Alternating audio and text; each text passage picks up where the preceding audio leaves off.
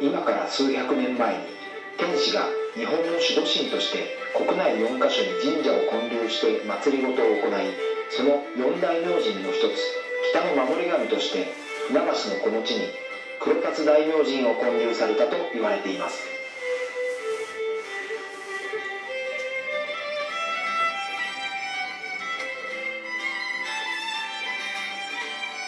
九頭竜川は昔黒龍川と呼ばれており、その川に船を横に並べて板を敷き橋を渡したことから船橋の名がついたと言われています。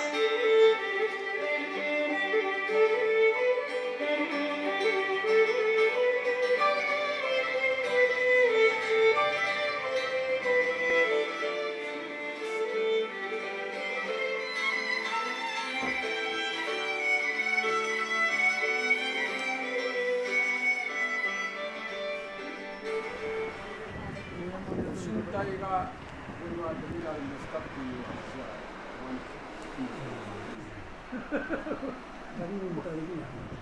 もう崩れ側です、ご身体は。でこの黒神社の境内には今の日吉神社、はい、だからなぜかしら水神様でしかわかんないんですけど、その神様っていう神様、それは三の大権現ですかね。だからそれが、越前海岸の方から48艘船を集めたと。それはもうね、あとどっから来たのは分かってはいるんですけど、から寄付してもらって、そうですか。って書いてある。それはもう寄付した人の名前全部出てます。すごいですね。資料にはあります。だから越前海岸の辺のところ鹿浦やらね、2艘3艘5艘と出されてるね。それは柴田勝家の力で集めたと思いますね。だからここから上はやっぱりそれなりの段差がありますから、だからこの橋が中心として大野勝山の方からの物資がこう降りてくる、から越前海岸から、いわゆる北海道から運んでくる北前船ですね、ああいう船がものによってはここまで運んできて、でここで倉庫があって物々交換しながらこういうでここから陸からあっち行ったり南行ったり北行ったりして、港のようなものですよね。なおかつ宿場町でもあったし、宿場町でしょ、もう立派な宿場町。先っちょの時に扇集めっていうのがありましたね。あれも夜8時頃から9時頃から出かけていって、昔はもっと遅かったっていうんですが、今は子供さんが主体になっていくもんだから、8時に出発するんですけども、扇を出さな取った嫁返せとか、家壊すぞとかっていう歌を歌うわけですよ。でっかい声で合唱して生やすわけですね。55個なる、これ1から10個までなる。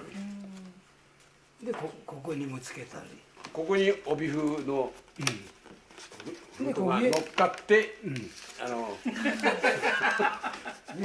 早く帰らなきゃうるさと知らないって言うんでこれを出してくるわけ。これだけではダメなんですよね。上に何かを乗せて。